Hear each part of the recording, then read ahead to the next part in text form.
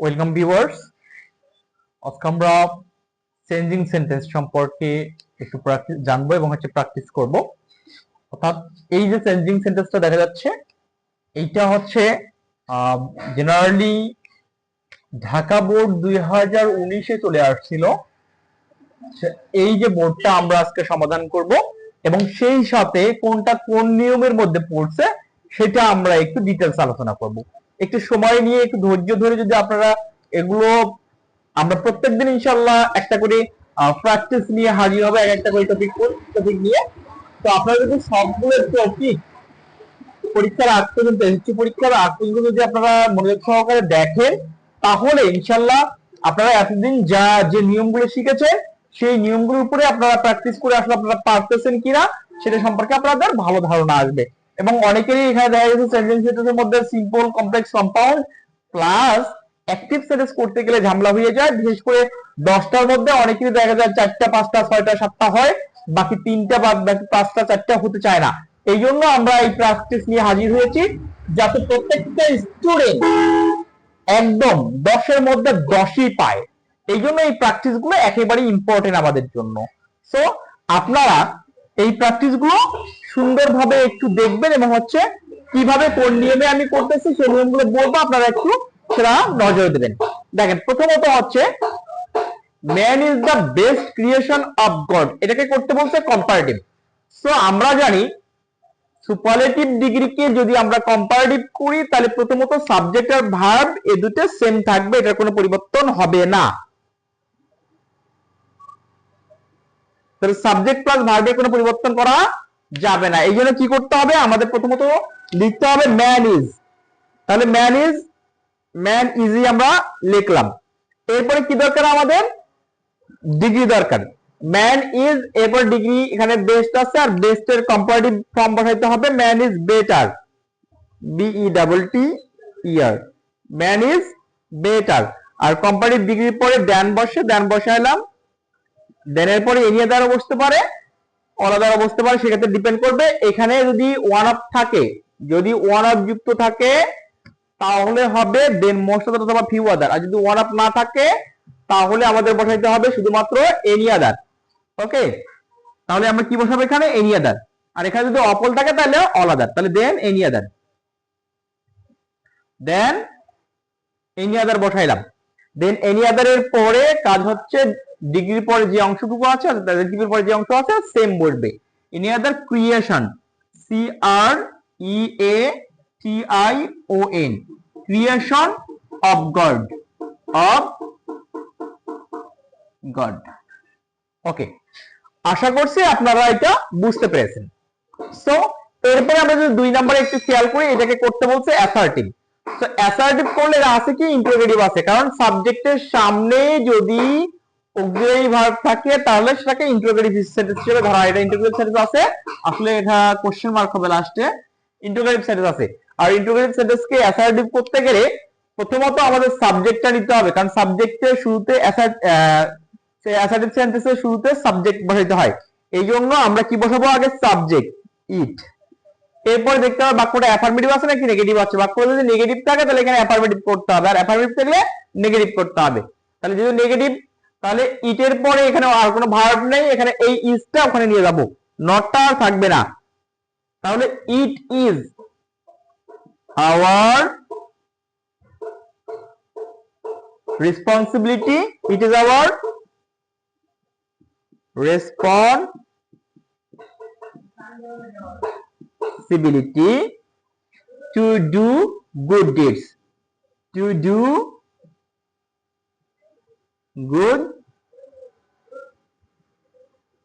তাহলে এটা অ্যাসার্টিভ হয়ে গেল।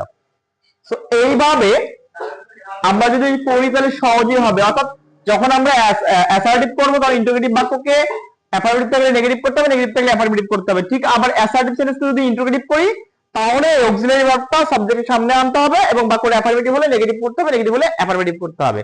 তাহলে অ্যাসার্টিভ আর ইন্টারোগেটিভ সেন্টেন্স একেবারেই সহজ। এরপরটা কি করতে বলছে, অ্যাক্টিভ করতে বলছে। আচ্ছা, ওকে, সো এইভাবে আমরা এরপর অ্যাক্টিভের যে নিয়মগুলো কিভাবে প্র্যাকটিস করব, অ্যাক্টিভের প্র্যাকটিস অলরেডি আমরা একটা ভিডিওর মধ্যে ছেড়ে দিয়েছি, আপনারা সেটা দেখে নেবেন। আর এখানে আমরা একটু খেয়াল করি, অ্যাক্টিভ যখন আমরা করব তার মানে বাক্যটা প্যাসিভ আছে, প্যাসিভ থাকলে তখন অ্যাক্টিভ করতে গেলে প্রথমত আমাদের সাবজেক্ট খুঁজে বের করতে হবে। আর সাবজেক্ট আমরা কিভাবে খুঁজে বের করব, ভার্বকে হু দ্বারা কোশ্চেন করব। তাহলে এই যে এখানে মেজার আছে, মেজার, তাহলে life is not measure, life কে কি করা যায় না, পরিমাপ করা যায় না। তাহলে কে পরিমাপ করে না বা কে পরিমাপ করা, কার দ্বারা পরিমাপ করা যায় না, জেনারেলি পিপল। অর্থাৎ এখানে মান তো আর পরিমাপ করতে পারে না, বা ইয়ার তো আর পরিমাপ করতে পারবে না। কারা পরিমাপ করবে, আমরা পরিমাপ করব, পিপল অথবা আমরা। তাহলে এখানে আমরা এটা সাবজেক্ট হিসেবে কি ধরবো, আমরা পিপল ধরবো। তাহলে পিপল অথবা উই। এরপরে দরকার আমাদের ভার্ব দরকার, টেন্স অনুযায়ী ভার্ব দরকার। এটা কোন টেন্সের প্যাসিভ ভয়েস আছে সেটা আমাদেরকে খেয়াল করতে হবে। এটা আছে প্রেজেন্ট ইনডিফিনিট টেন্সের প্যাসিভ ভয়েস, কিন্তু বাক্যটা নেগেটিভ। তাহলে প্রেজেন্ট ইনডিফিনিট টেন্সের নেগেটিভ গঠন কি হবে, সাবজেক্ট প্লাস ডু অথবা ডাজ। তাহলে আমরা লিখলাম ডু, এরপরে নট দরকার, উই ডু নট। এরপরে ভার্বের একটা form measure, M E A S U R E. তাহলে উই ডু নট মেজার, কি মেজার করতে পারি না। এরপর অবজেক্ট দরকার, ভার্বের পরে আমাদের দরকার অবজেক্ট। তখন অবজেক্টকে জিজ্ঞেস করতে গেলে হোয়াট দ্বারা জিজ্ঞেস করতে হবে। হোয়াট, হোয়াট মানে হচ্ছে কি বা হচ্ছে হুম। তাহলে আমরা কি মেজার করতে পারি না, আওয়ার লাইফ। তাহলে এখানে কি বলবে, আওয়ার লাইফ। এরপরে by month or years, Y E A R S. আমরা অনেকেই চিন্তা করি যে এখানে তো বাই আছে, তার মানে কি এটা প্যাসিভ ভয়েসের অবজেক্ট রয়েছে, অর্থাৎ সাবজেক্টকে অবজেক্ট বানানো হয়েছে। কিন্তু আসলে না, বাই থাকলেই সবসময় এটা অবজেক্ট বুঝাবে না। এটা আমাদেরকে খেয়াল করতে হবে আসলে এই মান্থ কি কাজ করতে পারতেছে কিনা।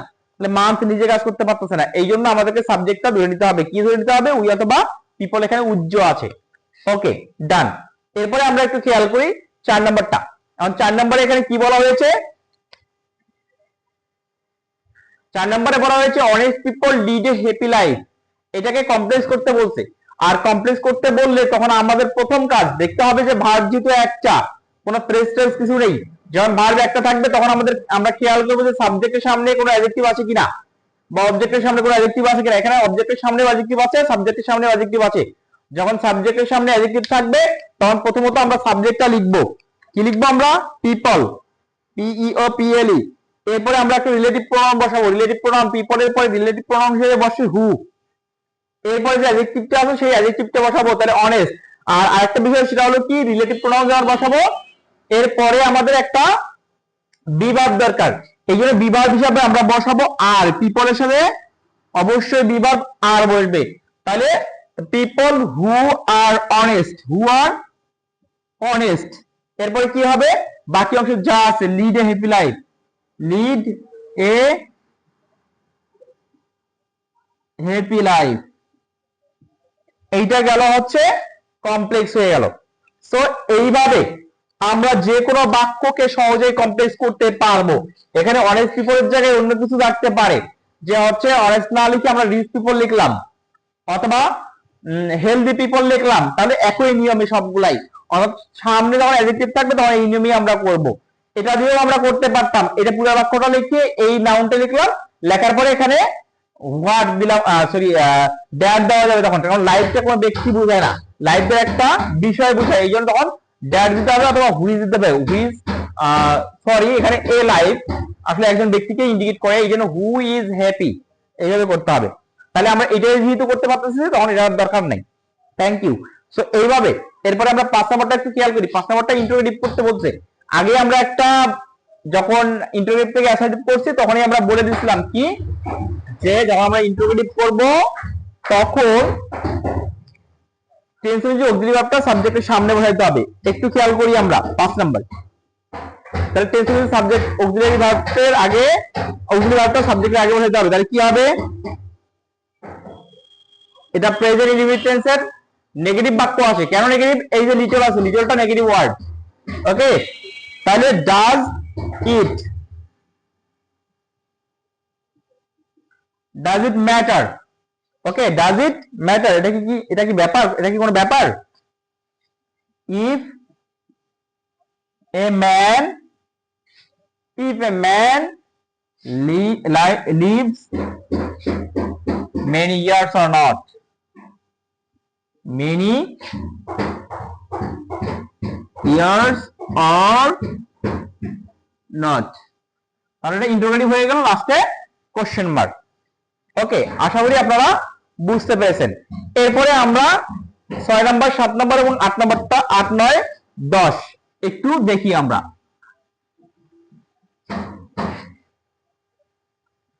দয়া করে আপনারা নিরাশ হবেন না, এইভাবে ভিডিওগুলো দেখলে ইনশাআল্লাহ চেঞ্জিং সেন্টেন্সের মধ্যে আপনারা 10 এর মধ্যে 10 পেয়ে যাবেন।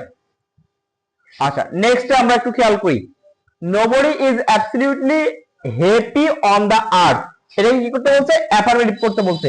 তাহলে বাক্যটাকে যদি আমরা অ্যাফার্মেটিভ করি তাহলে আমাদের কি করতে হবে? nobody আছে, nobody বলতে there is no, আমরা এখানে অ্যাফার্মেটিভ করতে বলছে, এটাকে দুই ভাবে করা যাবে। একটা হচ্ছে হু দ্বারা করা যাবে, হু, এই নোবডির পরিবর্তে যদি আমরা শুধু হু বসে দেই তাহলে বাক্যটা লাস্টে কোশ্চেন মার্ক দিলে এটা অ্যাফার্মেটিভ হয়ে গেল।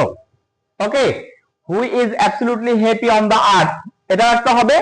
আরেক ভাবে আমরা করতে পারবো, সেটা হচ্ছে নোবডির পরিবর্তে আমরা যদি এভরিবডি দেই তখন আমরা কি করতে হবে? Everybody, E V E R Y, everybody, B O D Y, everybody. তাহলে এভরিবডি ইজ অ্যাবসলিউটলি তখন বিপরীত দিতে হবে, এভরিবডি ইজ। এখানে আমরা বিপরীত হিসেবে ইউজ করতে পারি জেনারেলি অথবা নরমালি দিতে পারি। Normally, everybody is normally unhappy, তখন এখানে দিতে হবে unhappy, everybody is normally unhappy on the earth, everybody is generally unhappy on the earth. এইভাবে ওটা অ্যাফার্মেটিভ করা যাবে। তো এটা গেল হচ্ছে অ্যাফার্মেটিভ। এবার 7 নাম্বার যদি আমরা করি, 7 নাম্বার কি করতে বলছে? প্যাসিভ করতে বলছে। তাহলে প্যাসিভ করতে গেলে আগে আমাদের কি করতে হবে? অবজেক্ট। তাহলে অবজেক্ট খুঁজে বের করতে হবে, অবজেক্ট কোনটা? অবজেক্ট আমরা ভার্বকে হোয়াট দ্বারা কোশ্চেন করব। তাহলে হোয়াট দ্বারা যদি আমরা কোশ্চেন করি কি পাবো? আমরা অবজেক্ট পাবো। অবজেক্ট কি আছে এখানে? তাহলে কি ব্যয় করা উচিত নয়? সময় ব্যয় করা উচিত নয়। ইন ভেইন কিন্তু না, এখানে সময় ব্যয় করা উচিত নয়। তাহলে সময়টা হলো অবজেক্ট হিসেবে ব্যবহার হচ্ছে। তাহলে এখানে আমরা কি করব? সো টাইম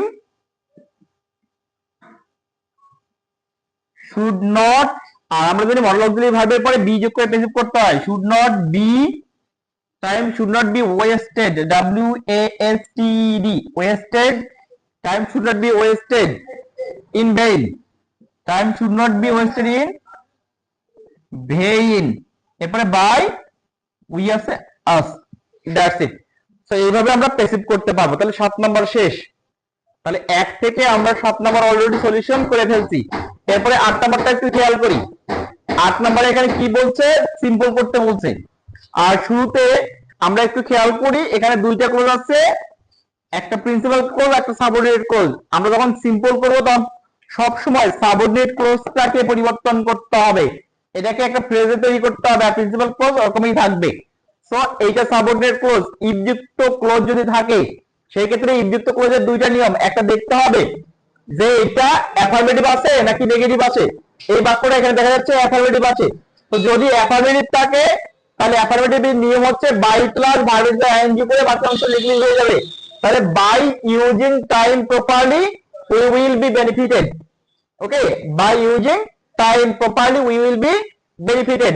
আর যদি এই বাক্যটা নেগেটিভ হতো তাহলে আমাদের বাই লেখা যাবে না, তখন কি লিখতে হবে? উইদাউট লিখতে হবে। তখন লিখতে হবে without using time properly we will not be benefited. তাহলে এটাও নেগেটিভ থাকতো, কিন্তু এটা অ্যাফার্মেটিভ আছে। এই জন্য অ্যাফার্মেটিভ থাকার কারণে এই যে সাবজেক্ট প্লাস ইফটা উঠাই দিয়ে এখানে আমাদের লিখতে হবে বাই। ওকে, বাই লিখলাম। আর এখানে ইউজ আছে, এই ইউজটাকে ইউজিং করতে হবে। কি করতে হবে? তাহলে by using time properly we will be benefited. আমাদের এটা তাহলে সিম্পল হয়ে গেল। ওকে, আর যদি এখানে ই প্লাস নেগেটিভ থাকতো তাহলে তো বললামই। এরপরে আসি আমরা 9 নম্বরে। একটু 9 নম্বরটা খেয়াল করি। 9 নম্বরটা কি বলছে? All men must die. আমরা মাস্টের একটা নিয়ম শিখিয়েছি, মাস্টের পরিবর্তে কি বোঝাতে হয়? Can not but. মাস্টের পরিবর্তে ক্যান নট বাট। তাহলে কিভাবে করতে পারি? All men can not but die, enough, হয়ে গেল। তাহলে অল ম্যান আমরা যদি লিখি all men can not but die. Okay, এটা নেগেটিভ হয়ে গেল। ওকে, আশা করি আপনারা বুঝতে পেরেছেন। এরপরে 10 নম্বরটা আমরা একটু খেয়াল করি। 10 নম্বরে কি রয়েছে? দো অলযুক্ত বাক্য। আর যদি দো অলযুক্ত বাক্য থাকে সেটাকে কম্পাউন্ড করা একেবারে ইজি, কারণ দো অলযুক্ত বাক্যকে যখন আমরা কম্পাউন্ড করবো তখন এই দো অলদ যেখানে আছে ওই দো অলদটা উঠে দিতে হবে। উঠে দিয়ে বাক্যের যেখানে কমা আছে সেই কমার জায়গায় শুধুমাত্র আমরা বাট বসাই দেবো, তাহলে সেটা কম্পাউন্ড হয়ে গেল। তাহলে কি বসাই দেবো আমরা? But, BUT, but. তাহলে এখানে আমাদের বাট বসাই দিলে সেন্টেন্সটা ফুলি কম্পাউন্ড হয়ে গেল। সো এইভাবে আমরা যদি প্র্যাকটিস করি ইনশাআল্লাহ আমাদের কোনো সেন্টেন্স মিস্টেক হওয়ার কোনো সম্ভাবনা থাকবে না। So thank you viewers. এইরকম প্রত্যেক দিন আপনারা প্র্যাকটিস পাবেন। যদি প্র্যাকটিস গুলো আপনারা করেন ইনশাআল্লাহ আপনাদের সুবিধা হবে। Thank you viewers.